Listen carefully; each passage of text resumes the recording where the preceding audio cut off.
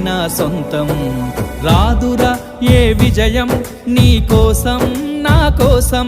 ఎటుపోదురా నువ్వు చేసిన కష్టం ఎప్పటికైనా సొంతం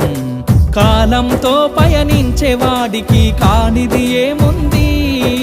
సాధనతోనే సాధ్యమవ్వునని సదాశయంతో సాగర ముందుకు రాదురా ఏ విజయం నీ కోసం నా కోసం ఎటుపోదురా నువ్వు చేసిన కష్టం ఎప్పటికైనా సొంతం